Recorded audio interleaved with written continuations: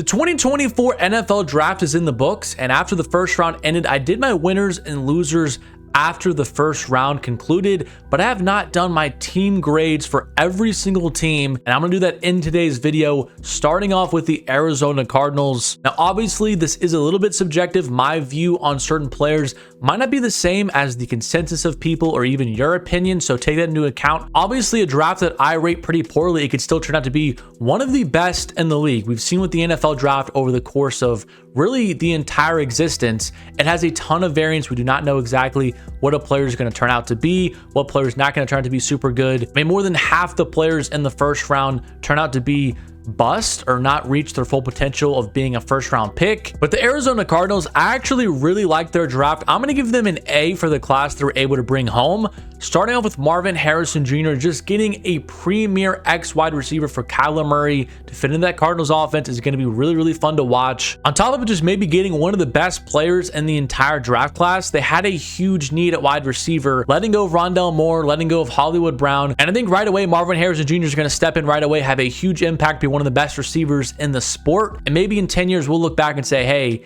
he's close to Larry Fitzgerald as the best wide receiver in franchise history. And then their second first round pick towards the end of the round was Darius Robinson out of Missouri. Another player that I really like is, well, he's not the most athletic guy, but he has very lengthy arms. He has great size. He can play on the edge. He can play on the interior. And for the Cardinals who just need some talent on that defensive line, I think Darius Robinson is a great fit there as he can just play either position for the Cardinals. And then they addressed another huge position of need, getting Max Melton from Rutgers. The Cardinals really only have one boundary corner right now in Sean Murphy-Bunting, and Melton's going to step in right away and probably start on the other side. He's got tremendous athleticism. He's got good size, around 5'11", over 200 pounds. So when I look at the Arizona Cardinals' first three picks, I think we're going to see three impact starters right away, which, when you're judging a draft class and its impact, it doesn't really get much better than that. Trey Benson getting another explosive running back to pair with James Conner, who is approaching that 30-year-old mark. I also liked one pick I didn't quite understand was getting Tip Raymond from Illinois. The Cardinals already have a good tight end in Trey McBride, and Raymond is more of a blocking tight end. He still has some development in terms of his pass catching ability, so I wasn't a huge fan of that in the third round. I think the Cardinals could have gotten a little bit more value at the position of need, but overall I think they did a great job balancing BPA and then position of need. And with the amount of picks that they had, just bringing in a lot of talent to really help this rebuild kick into gear. Up next is the Atlanta Falcons, and I was not a fan of this draft class. I know it's pretty popular right now to really hate on what the Falcons did. I'm going to give this a D-, but I do think it deserves the criticism this draft class is getting, because Michael Penix Jr. just makes absolutely no sense to go to the Falcons here at number 8 overall. They signed Kirk Cousins for over $100 million in the offseason, and Penix is approaching 24 years old, and he's likely not going to be able to start for the next 2 seasons, and if he does, that means something went really bad with Kirk Cousins, or there was some huge quarterback controversy. So either way, you're sitting your top 10 pick for 2 years until he's around 26 years old, or you're wasting a lot of money with Kirk Cousins and his contract. I just did not understand this pick whatsoever. If they wanted to go quarterback, I do think JJ McCarthy made a lot more sense just because of his age and his higher upside than Penix, in my opinion. And going Aurora out of Clemson over Johnny Newton, who many saw as a first-round prospect, I also thought was a pretty interesting choice. Ruke really did help out his draft stock during some of the draft offseason programs, but I still don't think that he was better than Johnny Newton as a prospect. He's going to step in right away and be a good run stopper, but he still has to work on his pass rush moves and being able to get after the quarterback. And then in the third round, they got Braylon Trice out of Washington, a guy that does not have great testing numbers. He's not super athletic, but he produced a lot at Washington, has a really nice motor, and for a team that really needs help at edge, I do like just getting somebody with a premium pick that can step in right away and be at least a day one starter. So if Michael Penix somehow does get on the field in the next couple of years and turns into a star, obviously nothing really else matters with this draft class. I mean, the Falcons would easily get like around an A or A+, but for right now, with just how things look with their first 3 premium picks, it does not look like a super intriguing draft class, but that's kind of the fun and excitement about the NFL. We do not know exactly how everything is going to play out. The Baltimore Ravens are up next, and I'm going to give them an A for their draft. I thought the Ravens did a really nice job. It seems like every single draft, you get to the later rounds, and you're like, how did the Ravens get this guy that had a round 2 grade on him? And for this draft, it was TJ Tampa. I do not know how he fell to the 4th round, but the Ravens said, thank you very much. And they paired him with Nate Wiggins, getting two really, really nice prospects to bring into their secondary. Nate Wiggins is a good fit in Baltimore, just his character and kind of his mentality. He just has that dog mindset. I think he will fit really nicely with the Baltimore Ravens. As a player, he's a little bit undersized. He's not going to be a super great press corner just because he does have a pretty small frame, but he's very athletic, ran a sub 4.3 at the NFL Combine, and I can just see him already becoming a really, really good player with the development that the Ravens always get out of their players. Roger Rosengarten out of Washington, a guy that can step in right away, be a plug and play right tackle. The Ravens traded away Morgan Moses to the Jets. They needed somebody to fill in that position. I think Rosengarten in the second round is a perfect player to do so. Adisa Isaac is another guy similar to Trice that has really good production in college. He has a really nice motor, but he does not have the highest upside. He's not super athletic, did not test super good at the Combine. But for the Ravens, who really use a committee of pass rushers, I mean, last year they had Jadeveon Clowney, they had Cal Van Noy. He's going to be another guy that has a high floor that steps in and helps produce for their pass rushing unit. And then Tez Walker out of North Carolina, getting another pretty nice wide receiver who can be a deep threat for the team. Very explosive player, can make tough contested catches. And I think his draft stock was hurt because he was not able to play many games last year for North Carolina because of the whole NCAA and the transfer portal and all sorts of conflicts like that happening. But when I look at the Ravens draft class, they once again have multiple players that can step in and help contribute right away. And then they also have some high upside guys like Nate Wiggins or Tez Walker, who down the line can become really, really good players. I actually really like this Ravens draft class. I gave it an A. The Buffalo Bills up next. I thought they had a solid draft, nothing too special. I gave it a B-. And it really just comes down to your feelings about Keon Coleman and how you view him as a player translating to the next level. I'm not a big fan of wide receivers that cannot separate and are not great refined route runners. I do not want to draft those guys super early in the draft, but I do think Coleman's fit in Buffalo is fairly interesting because they need somebody to fit that Gabe Davis role where they can just lob one up down the field to somebody. And Keon Coleman, I think he is a better version of that. He's going to come down with a lot more 50-50 balls. It's more like 70-30. 80-20 with Keon Coleman, and we saw it all last year at Florida State. And then safety Cole Bishop out of Utah is a guy that has good athleticism, and the Bills, who lost Jordan Poyer, Micah Hyde, they need somebody to step in and be a starting safety for them, or at least some nice young potential to hopefully become a really, really good player in the back end of their defense. I really like Javon Bullard out of Georgia a little bit more, and he went 2 picks earlier than this, but I do think Bishop is still a good player, has some good upside. But for me personally, I do think at pick number 60, Bishop was a little bit early to go here. I think in round 3, Dwayne Carter was a BPA pick. The Bills have 2 solid starters and Daquan Jones and Ed Oliver on their interior defensive line. I'm not going to bash a team for going in the trenches at any point in the draft. You always want to just bolster up both of those units, so I do understand the pick there. Ray Davis out of Kentucky is an interesting player. He's a little bit smaller, around 5'8", but he was very versatile as well during his college career, over 90 catches, so he could be another element to the Bills offense and a nice combo with James Cook. And then Cedric Pran-Granger out of Georgia.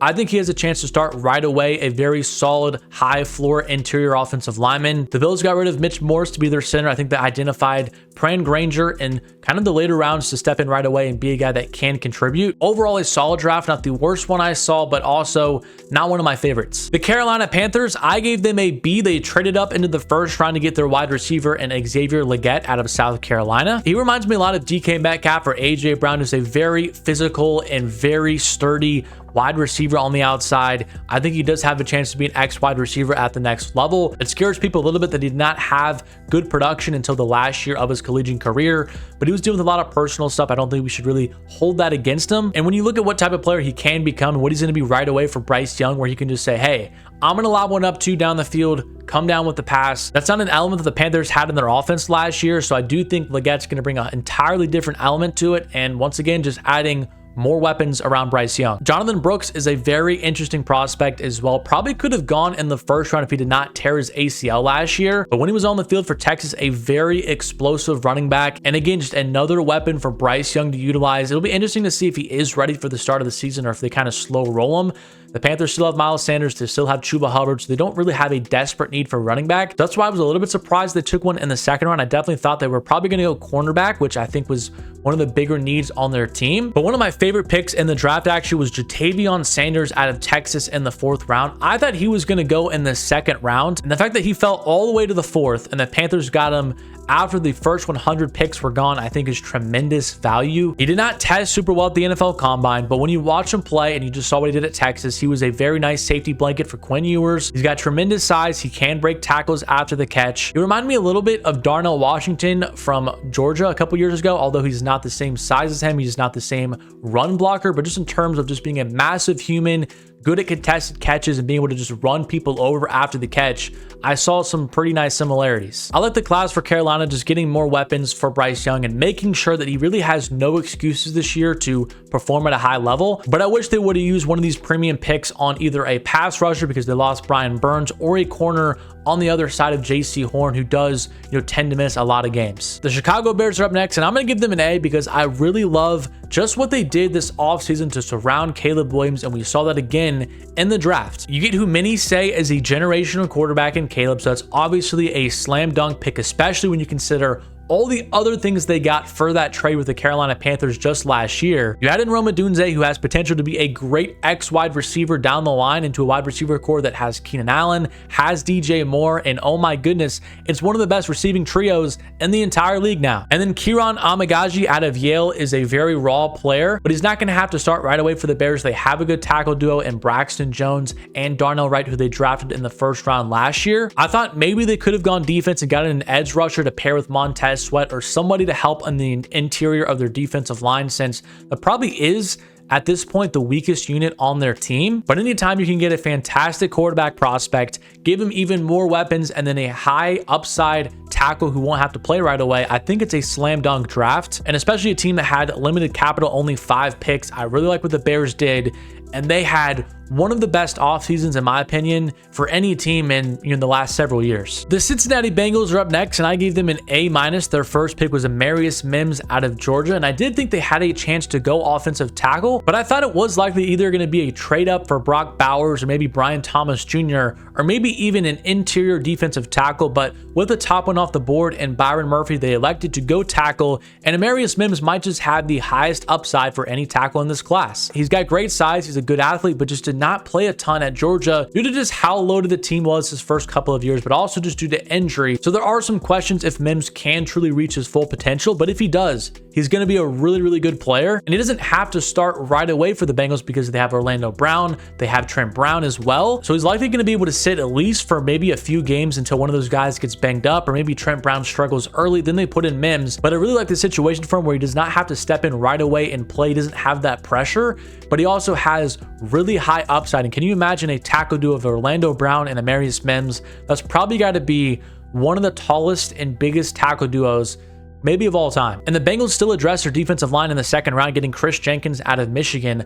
I thought this was a really, really good pick and kind of underrated. They lost TJ Reader in free agency. I think Jenkins will get the nod to start from day one. He's got good athleticism and quickness. He just did not produce in terms of a pass rusher at Michigan, so that's an area where he does need to improve. But in terms of being a run stopper right away and somebody that can be a nice centerpiece of your defensive line, I think Jenkins, once again, is just a really good pick for them. And then Jermaine Burton to replace Tyler Boyd as your wide receiver 3, I think is a really good fit as well. He's very explosive, can be the deep threat for the Bengals next year, has great body control as well, can make tough catches, and he can also be a fairly good route runner. He'll likely be playing in the slot next year for the Bengals, as you still have Jamar Chase and T. Higgins on the outside. So he'll be an impact player this year, but after T. Higgins potentially leaves next year, I could see a world where Burton does make his way to being the wide receiver 2 and be the other, primary wide receiver for the Bengals. Newton is a physical press corner. He had a dip in production last year, which I think did hurt his draft stock, because going into the season, it was not unpopular to find people having him go in the first 2 rounds. And Matt Lee out of Miami is not a guy that has a super high ceiling, but he was a 4-year starter, and he can be a nice insurance policy on the offensive line. We know how often teams get banged up, deal with injuries. So again, just another guy that if he does make the team, can be a guy that can be the backup center or even maybe a guard position. The Cleveland Browns are next, and I gave them a C+.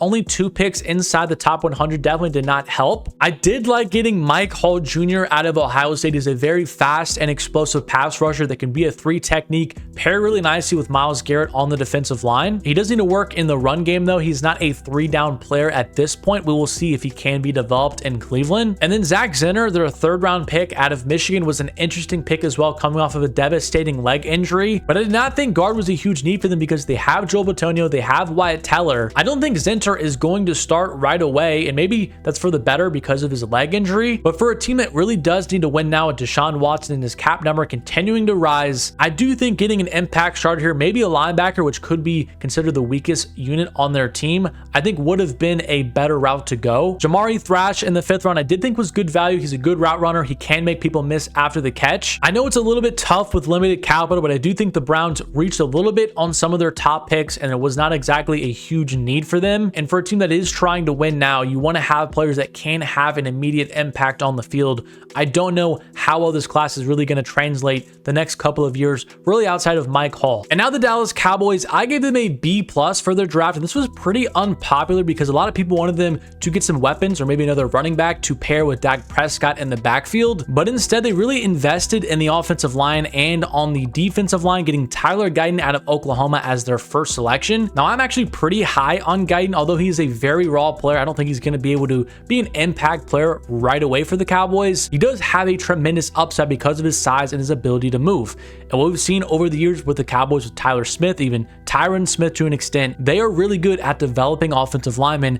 And I think we're going to see a similar thing with Tyler Guyton, where he comes in super raw and then it develops into being a really good player. So I'm excited about that fit in Dallas. Marshawn Nealon out of Western Michigan is another guy that really soared up draft boards throughout the offseason draft process. Nealon is a little bit more of a power rusher. I mean, he has very long arms, very good size. He tested well at the combine. This seemed like a BPA pick though for the Cowboys because they don't have a desperate need for a pass rusher. I mean, I guess DeMarcus Lawrence is getting up there in age. I think he's going to be 33 this season. I think it was more towards the future, but also just adding in another player to your pass rush rotation is always, you know, a fairly good thing to do. Cooper Beebe, in my opinion, was one of the best guards in this draft. They got him in the 3rd round. Again, just shoring up the offensive line. They lost multiple starters this free agency. I think both of these guys in Guyton and Beebe are going to have to step in right away and play, and we will see how good they are from the jump. I think Beebe will be a very nice player from the opening snap, but Guyton, it might take, you know, just a little bit of time for him to get accumulated to the NFL. I also think Kalen Carson out of Wake Forest in the 5th round is a pretty interesting fit. He's a guy at Wake Forest that had tremendous ball skills and instincts. And we've already seen what the Cowboys have been able to do with Trayvon Diggs and Deron Bland, two guys that have those similar skill sets. I do wonder if Carson could be developed and then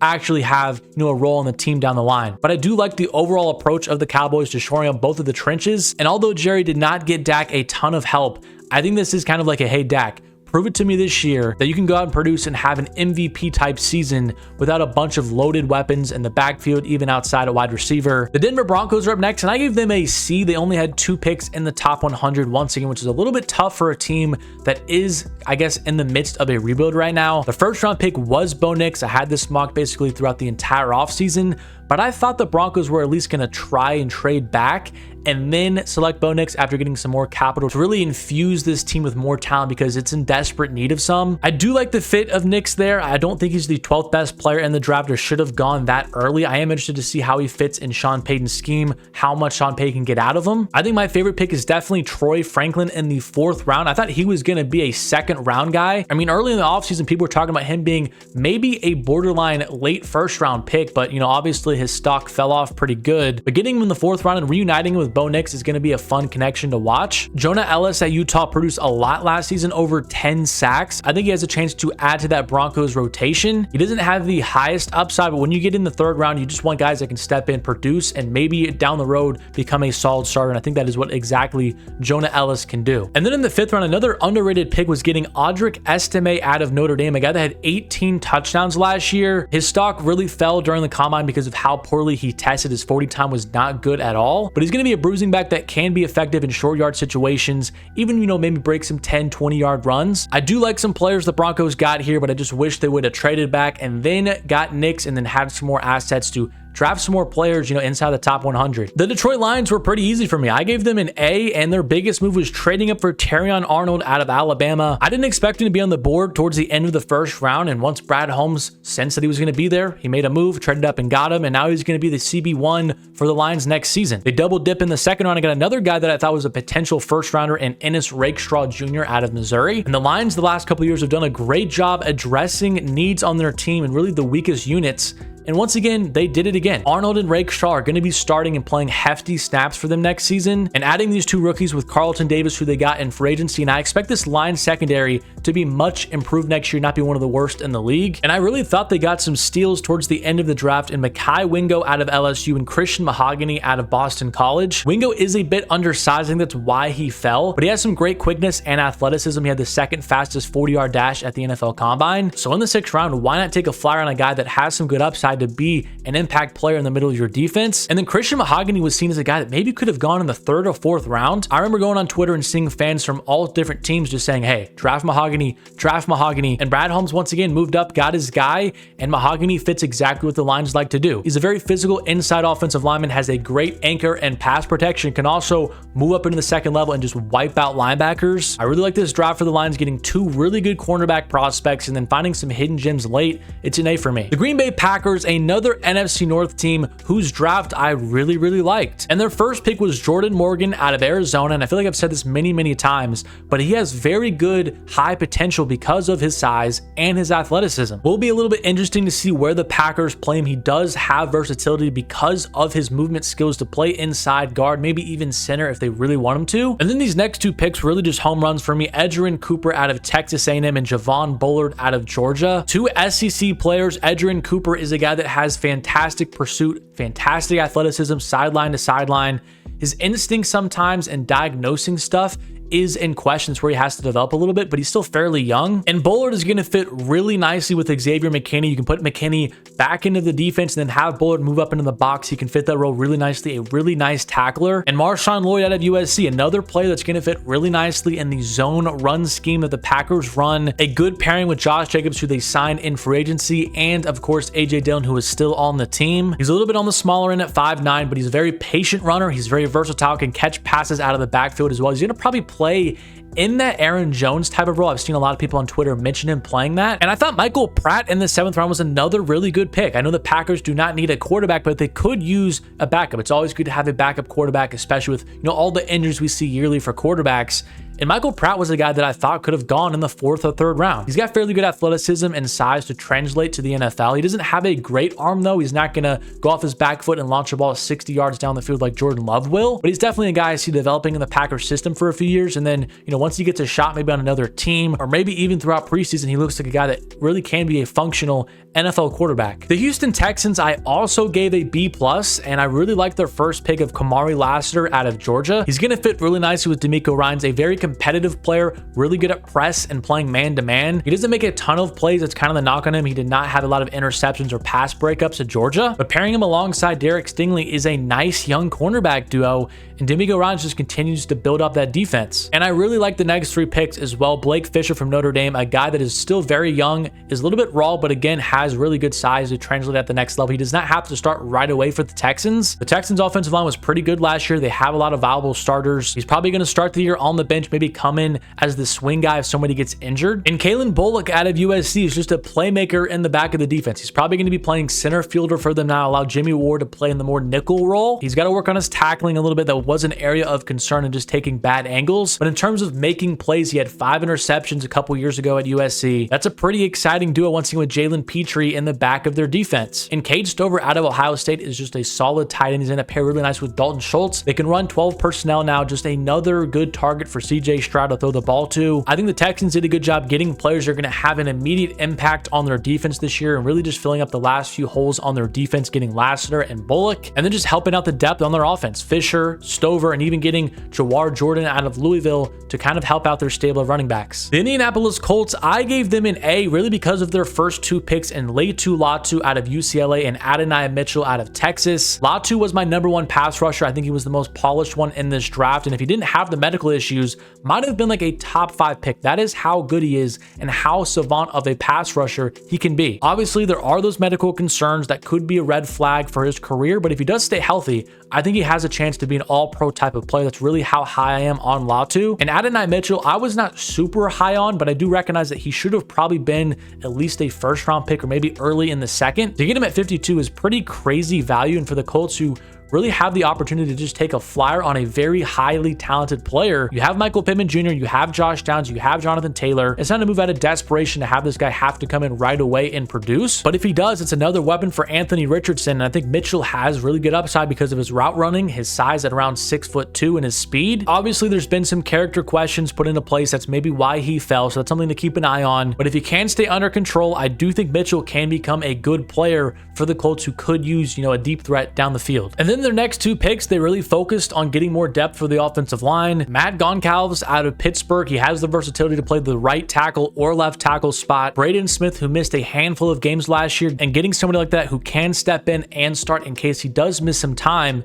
is always a good pick in the third round. Pretty similar thing with Tanner Bortolini out of Wisconsin, another guy that's very versatile. Center, guard, he's going to be able to step in and provide some depth there. I did want to potentially see the Colts address the cornerback position. I thought that was a really big need for them. They really didn't do it until the 6th round with Micah Abraham out of Marshall, who I do not have huge expectations for him to start right away and be an impact player. But anytime you can add some more depth to your offensive line, add two high-end potential starters right away in Latu and Mitchell, I think it is a home run draft. Now, this one might be a little bit controversial. The Jacksonville Jaguars, I'm going to give them a B- for this draft. I did like trading back, getting more assets, and getting Brian Thomas Jr. out of LSU. The Jaguars really just need to see if Trevor Lawrence is that guy this year as he enters his 4th season. He's shown some flashes, but the consistency has not really been there, and they lost Calvin Ridley in free agency. So what do? They brought in Gabe Davis, and now they brought in Brian Thomas Jr. to be really the wide receiver 1 of this team. But I thought their next pick, Mason Smith out of LSU, was a little bit of a reach. I do not think he should have gone number 48 overall. If Smith can get back to his early LSU form, maybe it does turn out to be a home run pick. Just after his ACL injury, he did not look like the same player last year, which is why he kind of fell. He was seen as maybe a top 10 pick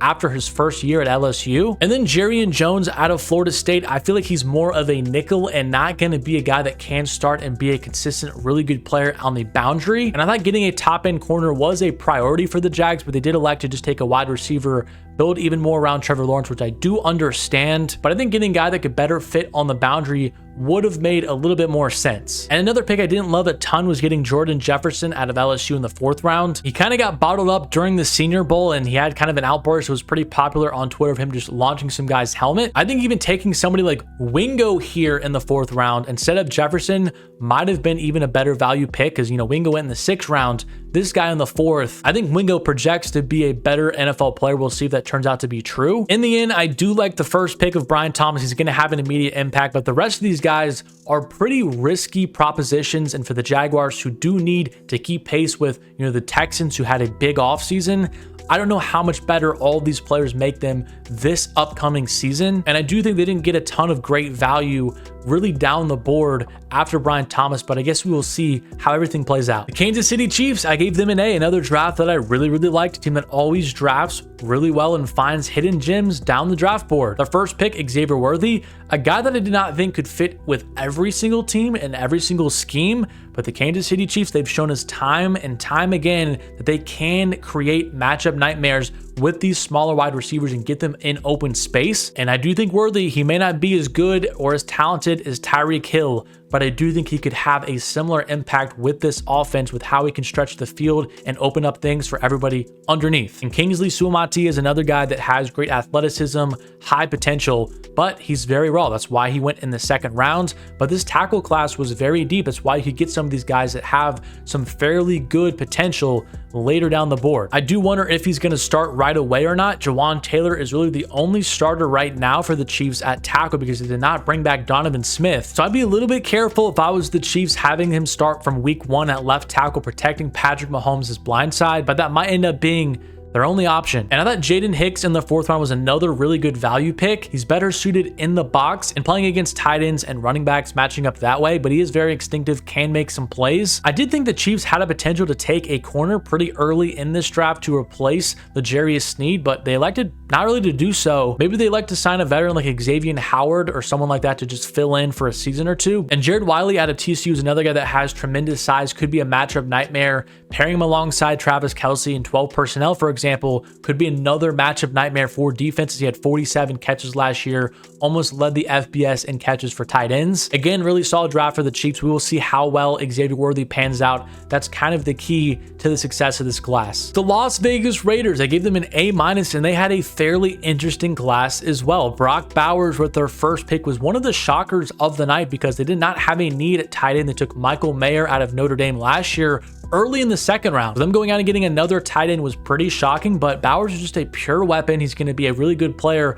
really no matter the scheme, no matter what team he's on. I think he has one of the highest floors out of anybody in this draft. I mean, I would just be so shocked if Bowers was just not an immediate good NFL player. And then getting Jackson Powers Johnson, number 44, is again tremendous value for a guy that was seen as maybe a middle of the first round type of pick. He does have some injury concerns. I think that is why he fell down the board a little bit, but if he stays healthy, he's going to be a really good offensive lineman. So the Raiders added in 2 potential blue chip players with their first 2 selections inside the top 50. And this draft really just reminds me of the Colts, where they just get 2 really good players with their first 2 picks and then focus on getting some depth throughout the rest of the draft. Delmar Glaze out of Maryland is a guy that started a ton of games at right tackle, ton of games at left tackle. He's going to be competing with Thayer Munford for the other tackle spot opposite of Colton Miller. He's got the experience and the size and arm length to win the job. We will see if he can outdo Munford in the offseason program, but I do wish they would address their secondary a little bit more. Decamerion Richardson from Mississippi State is a fairly solid player. I think he does have a chance to be a solid NFL guy. Had the fastest 10-yard split at the NFL Combine, so he does have good recovery speed. He's also a good tackler in the run game, so there are some pros to his game, but he is a little bit undersized, only at around 188 pounds, so we'll see how that affects him at the next level. But overall, a good class for the Raiders, and Tom Telesco, who's really known for either hitting a home run or drafting a complete bust. I think he did hit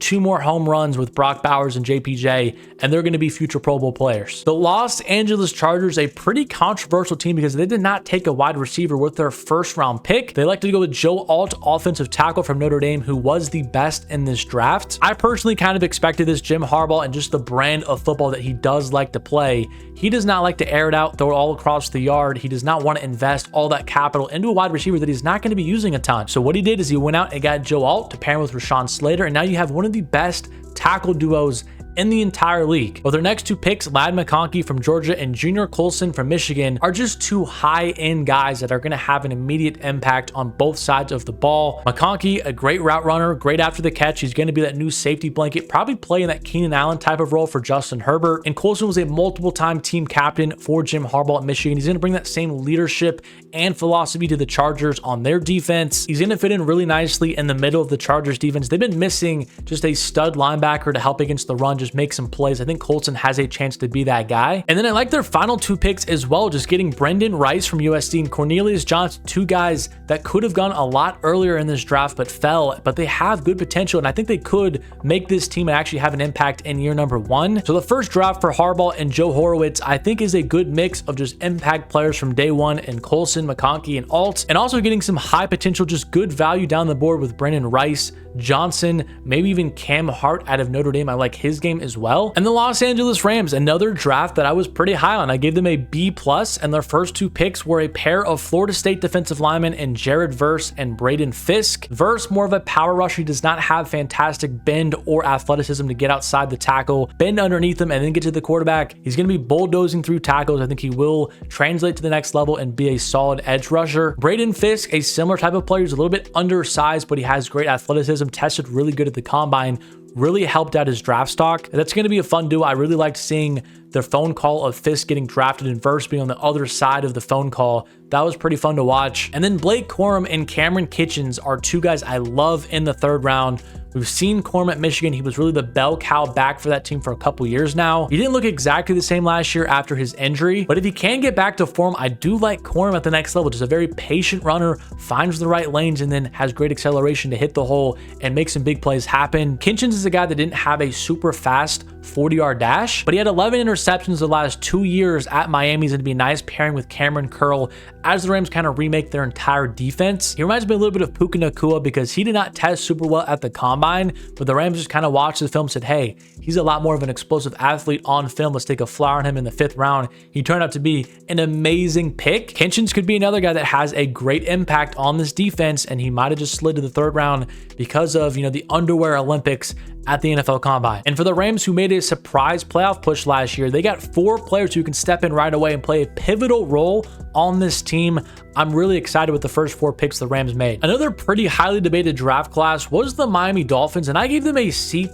Their first 2 picks are guys that have really high ceilings, but I don't think they're going to step in right away and have a huge impact for a team that is in win now mode. The Dolphins have fallen short the past couple of years late in the season. Jalen Ramsey, Tyreek Hill getting up there in age a little bit. The Dolphins window is right now. Robinson is a guy that has tremendous get off, great athleticism, but he's got to learn some pass rush moves. He has to develop as a run stopper, edge setter as well. He's not very diverse right now in his game. He's not going to be a 3-down player for the Dolphins. Patrick Paul is another guy that I don't think is going to get on the field right away for the Dolphins, but he's got great size similar to all the other tackles that I mentioned. He's got good athleticism for his size as well, but his technique struggles a lot at times. He's got to learn his hand placement a little bit. He struggles against guys that can get his hands right into his chest, push him back. So if Robinson and Paul can get proper development, this will turn out to be a really good draft class for the Dolphins. But taking 2 guys who are boom or bust in your first 2 picks when you're trying to win, I just don't think is a super great proposition. They also traded their next year's 3rd round pick with the Philadelphia Eagles to move up into the 4th round and take Jalen Wright out of Tennessee. I like that fit. Another guy that has great explosiveness, ran a sub 4.4 at the NFL Combine. If it was Devon Achane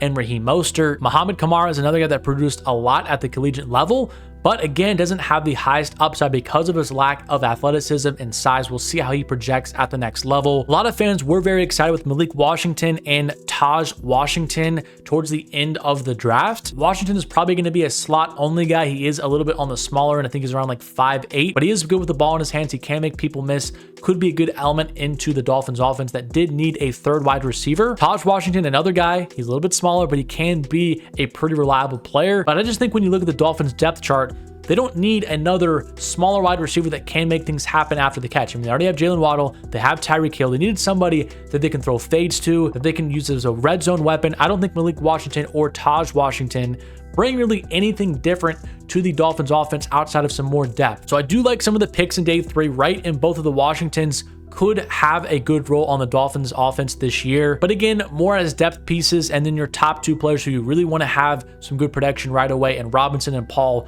I just don't see being huge impact players in year 1 or maybe even year 2. That's why I'm not super bullish on their grade. But of course, that can be completely changed and overhauled if Robinson and Paul do reach their full potential. The Minnesota Vikings are up next, and I give them a B, mainly because of what they were able to do with JJ McCarthy and Dallas Turner.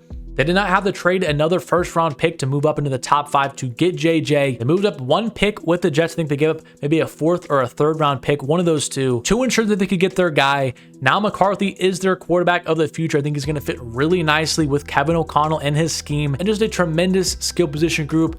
Aaron Jones, Justin Jefferson, Jordan Addison, TJ Hawkinson, a duo of tackles, which is really, really good. I'm really excited to see how McCarthy can develop in Minnesota. I really did like the trade up for Dallas Turner as well, although next year they do not have a ton of capital now because of all these trades that they've made, getting an extra 1st round pick with the Texans, trading up for McCarthy, trading up for Dallas Turner. The cupboard is pretty bare next year, so McCarthy and Turner do need to hit, but I think Turner is going to fit really nicely in Brian Flores' defensive scheme. Can just use him as a chess piece all across the defensive line. Needs to learn a couple of counter moves to fully reach his potential, but when you walk away with Dallas Turner, who was seen as maybe a top 10 pick, and JJ McCarthy, your quarterback of the future, I really do like those first 2 picks. Tyree Jackson out of Oregon is a bigger corner, and he fits exactly what Brian Flores likes, a press man-to-man corner. So 2 really good scheme fits, and getting him in the 4th round I think is tremendous value. And I know it's a kicker, but in the 6th round, getting the NCAA all-time leading scorer and Will Reichert out of Alabama to shore up the kicker position is always pretty good value late in the draft. You always want to have a guy that can make some clutch kicks for you. I like the Vikings draft. We will see how early JJ McCarthy does get on the field. I do think we could see Sam Darnold for at least half the season, slow roll McCarthy and his development, and then next year have him take over the reins. But I am really excited to see how Dallas Turner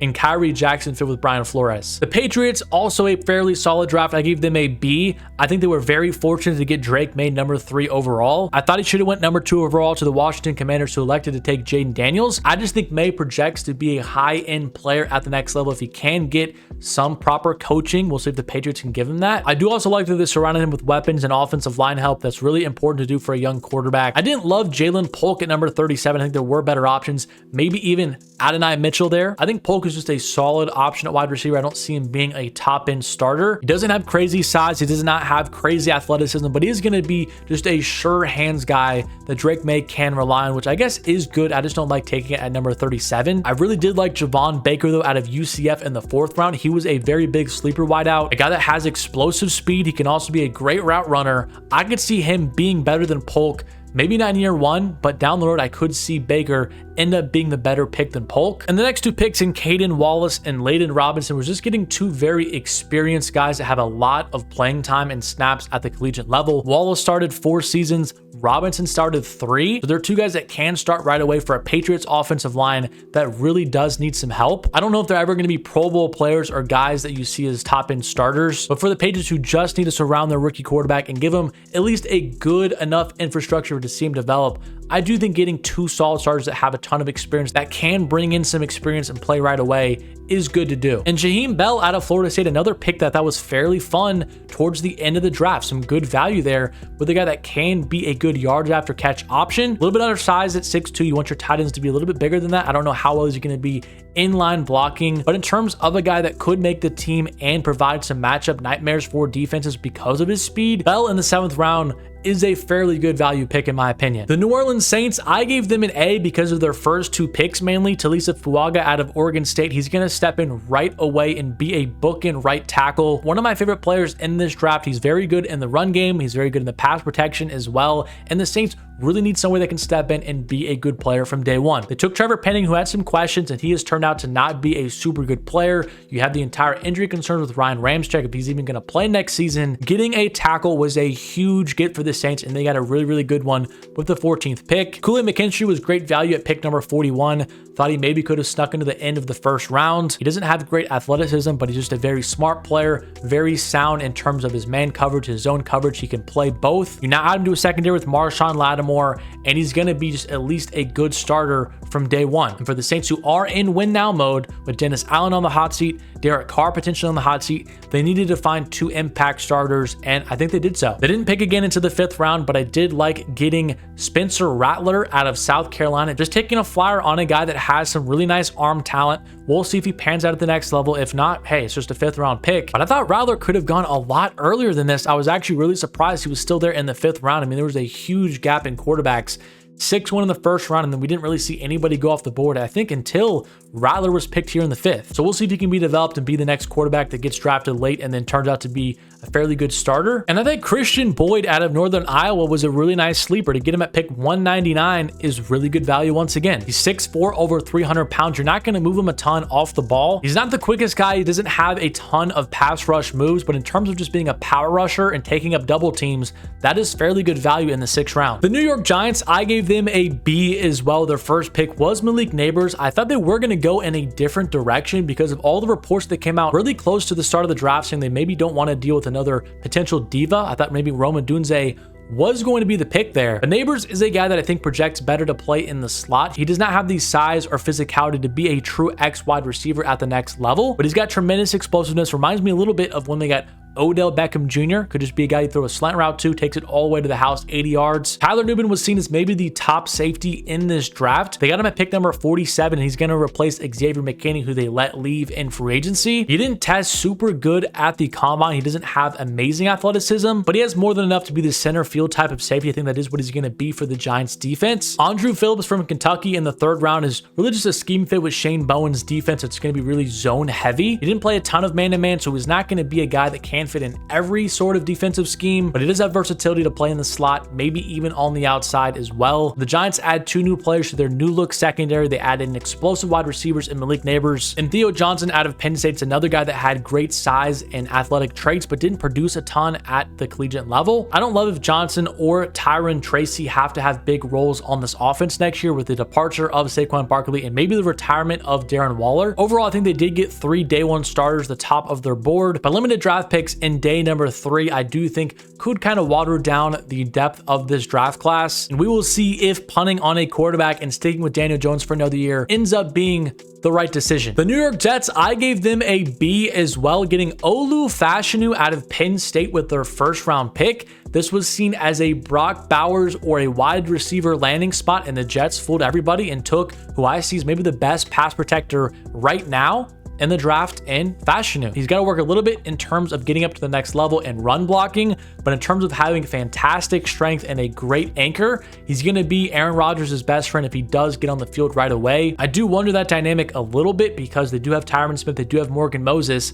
I don't think Fashanu is going to be playing guard because he can't move super well up into the next level and find people to mow down in the run game. So he might start the year on the bench and then step in for one of those guys when they do inevitably get hurt. I thought the Jets might have gone crazy here and just gotten a weapon, but they did the smart thing, added another nice piece to their offensive line. I really did like that selection. And I thought they got great value in the 3rd round in Malachi Corley out of Western Kentucky, who many see as maybe the Deebo Samuel of this draft. A very physical wideout who can make a ton of people miss after the catch. He did it time and time again at Western Kentucky. I didn't love double dipping at running back in day 3 with Braylon Allen and Isaiah Davis. Allen is going to provide a little bit more of a physicality element to the Jets running game. They have a speedster and a home run hitter in Breece Hall, but they need somebody to be a bruiser, pick up the short yardage. I think that's where Allen comes into play. Jordan Davis in the 5th round is a really, really good story. I'm rooting for him to become a good NFL player or have at least a good NFL career. The Jets' top 2 quarterbacks in Rodgers and Tyrod Taylor have dealt with a lot of injuries over the course of their career. You know, Rodgers missing the entirety of the year last year. You don't want to have another scenario where if your top 2 guys go down, you're playing some veterans like Trevor Siemian. Why not just have a young guy where if the season completely just unravels and both your quarterbacks miss time,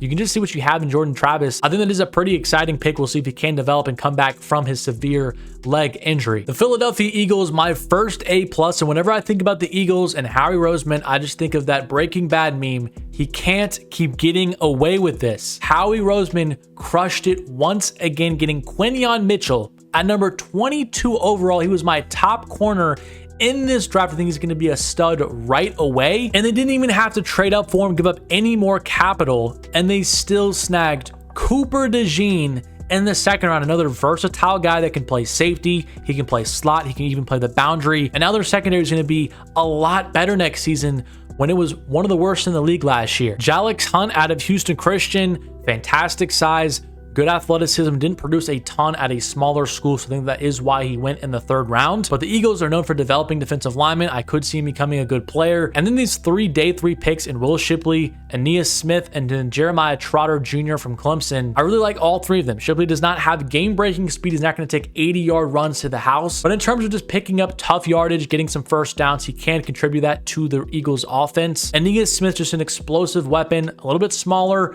but if you give him the ball, get him in space, he's going to make some people miss. And then Jeremiah Trotter Jr., his dad played for the Eagles. He was a really, really good player for them. I really just love those storylines of drafting the son of whose dad played for the same team. I feel like that kind of increases the hit rate chance. I really want to see a statistic on that. Trotter is good against the run, but he does have some issues in pass coverage because of his lack of athleticism. But overall, just again, an amazing haul for the Philadelphia Eagles. Howie Roseman just continues to kill it. Even got the tallest wide receiver in the draft in Johnny Wilson from Florida State. Maybe he will have a couple red zone packages or something, but definitely one of my favorite drafts. And speaking about A+, I'm going to give one of the Pittsburgh Steelers as well. I really love their draft. Troy Fautanu out of Washington, Zach Frazier out of West Virginia, Roman Wilson out of Michigan, and Peyton Wilson out of NC State with their first 4 picks is pretty insane. Fautanu is going to be a really good player right away. He can play inside, outside. I think he is going to be playing tackle, paired nicely with Broderick Jones. And Zach Frazier is going to plug in and play center for the Steelers, who have a massive hole at that spot on their offensive line. The Steelers always look and find these hidden gem wide receivers in the middle rounds. I think Roman Wilson has a chance to be that for them once again. Peyton Wilson was one of my favorite under-the-radar players as well in this class. He does have some injury concerns, which is why he might have fallen to 98. But if he can stay healthy, maybe that is a big if. Maybe his career is not super long. But I do think for at least a few years, he's going to be an impact player in the middle of somebody's defense. Great size, great pursuit, great athleticism, sideline to sideline. I really do like his fit in Pittsburgh. And then even Mason McCormick out of South Dakota State, a guy that has a ton of experience, tested well at the combine. He could be a day 1 starter as well for the Steelers. They really patched up every single major hole on their offensive line. Got another wide receiver to pair with George Pickens, and they got a linebacker that could have an impact right away. I really love this class for the Steelers. The San Francisco 49ers, I gave a B-. Their first round pick was Ricky Pearsall out of Florida with the 31st selection. I'm going to trust Kyle Shanahan's judgment with that pick. I did not like him as a first rounder, although I do see his upside as just a guy that can be a really nice yards after catch guy. It makes him tough contested catches in the middle of the field. He does fit with what Kyle Shanahan loves to do, but I just had some other wide receivers rated ahead of him. Xavier Legette, Adonai Mitchell, maybe even Ladd McConkey, but I guess Kyle Shanahan just thought Pearsall was the best fit in his offense, so I do think Pearsall could end up being a really good player. Renardo Green in the second round was a little bit of a reach, but there was a need there. They did need a third corner, and he can play some press man coverage, which does fit their scheme. He's not a playmaker though, only 1 interception in 52 career college games. I think he will likely play in the slot next year for the 49ers, but I just did not love their first 2 value in Pearsall and Green, the top of their draft class. Dominic Puny out of Kansas is probably going to start for them day 1. The 49ers offensive line had some issues last year, and I did see it kind of deteriorate throughout the season towards the Super Bowl. They're really struggling to block the Chiefs up front, give some nice space for Christian McCaffrey to find the lane, pick up some nice first downs. But I didn't really love any of their day 3 selections. I don't think any of these guys have a chance to get on the field and have a big impact year number 1 for the 49ers. I think they're mainly going to be depth pieces. We can see if they will be able to be developed at all, but with reaching the first 2 rounds and then not getting a ton of potential good value down the board as well, and guys that will just mainly be backups or depth the first couple of years, I thought this was an okay draft. Nothing too special. The Seattle Seahawks, I gave a B, and Mike McDonald's fingerprints were all over the first 2 picks. I'm a really big fan of Byron Murphy II from Texas. I think he has a chance to be an all-pro type of player. Sound against the run, a really explosive pass rusher. He didn't have a ton of production at Texas, but he has great explosiveness. He has some really good pass rush moves. I think he can develop into being a really, really good player. I did think the Seahawks needed a tackle or an edge rusher a little bit more than defensive tackle. I was a little bit surprised by this selection, but I think they went BPA. I think they do see Murphy as a guy that has a really high ceiling, so I do like that selection if he can reach his full potential. Christian Haynes out of Connecticut at pick number 81 was tremendous value, a guy that can step in right away and be an impact starting offensive lineman. And I had JPJ or Troy Fautanu mocked to the Seahawks a lot during all of my mock drafts, so they did have a need at interior offensive lineman, and Haynes, getting him at number 81 was great value, and you can never really go wrong adding 2 trench players early in the draft. On day 3, the only 2 players that really stand out to me is Tyrus Knight and DJ James from Auburn. I do think both those guys can develop into being future NFL starters, but there wasn't anything that really jumped off the screen to me in terms of value that they got later in the draft, and not really addressing their major needs throughout the draft, especially with their first round pick, was a little bit interesting to me because they did have Jared Verse and Troy Fautanu on the board. They could have taken one of those guys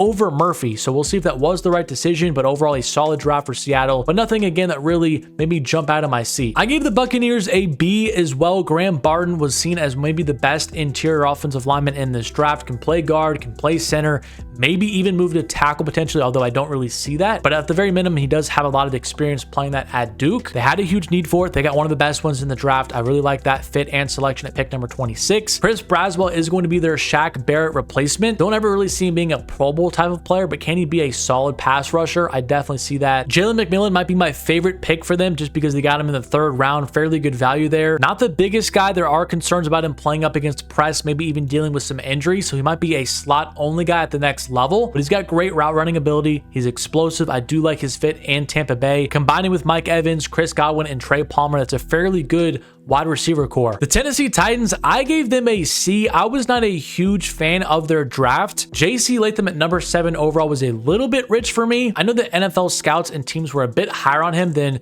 the general public. I feel like most mock drafts I saw had Latham, up until really the last couple of days, had him going in the late teens, early 20s. I do think the Titans are expecting him to play at left tackle, which is interesting because he played 0 snaps at the collegiate level. So that is a little bit worrisome how he's going to transition, but he does have good size, good power, good anchor. I personally would have taken Olu Fashanu if I wanted a left tackle just to be a nice pass protector for Will Levis as they try to evaluate if he is their quarterback of the future. But they have one of the best offensive line coaches in the league in Bill Callahan, so maybe it works out fine, and that was really his top choice. I didn't love Tavondre Sweat out of Texas at number 38 overall. He's got some weight issues. He's not a super great pass rusher because of his size. But again, the off the field issues, getting a DUI during the draft process is a pretty big red flag, especially considering he was probably drinking during like the morning or early afternoon, which is a little bit interesting to be doing while you're preparing for the draft. So did not love the value of taking him there at number 38. And after those first two picks, because of the trade for L'Jarius Sneed, they didn't have any other selections inside the top 100. I do think Cedric Gray from North Carolina, due to all of his experience, could be a guy that does start for them or play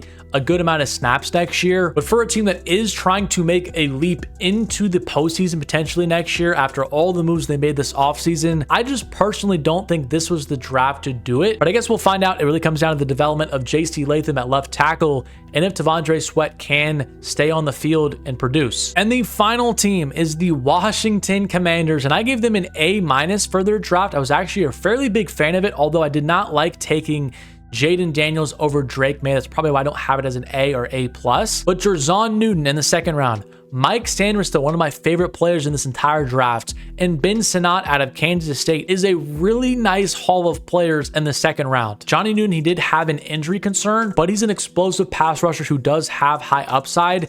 I do question his ability to be a run stopper at the next level because of his size, but Mike Sanders still just a really good football player, a little bit undersized, but can play slot, maybe can even play safety just due to his versatility. He just made plays in Michigan, and those type of guys that are just really good football players tend to be really good football players no matter what team or league they're playing in. Sinnott is a pretty good all-around tight end. He can block, stay in line. He's also got good size, around 6'4", 250 pounds. Didn't drop a ton of passes. He's going to be a nice safety blanket, combining with Zach Ertz at the tight end position to help out a young quarterback. My only real criticism was not investing more capital into the offensive line, which was one of the worst in the league last year. I know Jane Daniels has some capability. He has some good movement to get outside of the pocket, make things happen with his legs. But if he is going to develop as a passer and reach his potential, he's going to need at least some time to survey the field, go through his reads, and be able to have a, at least pocket to get throws off. Brandon Coleman has good size and versatility, can play tackle or guard, so that is a good fit and a fairly nice pick and just a dart at the dartboard in the third round. He was a little bit inconsistent at TCU. I think that is why he fell down the board, gave up some sacks, had some penalties. But for a team that just needs any help it can get on the offensive line,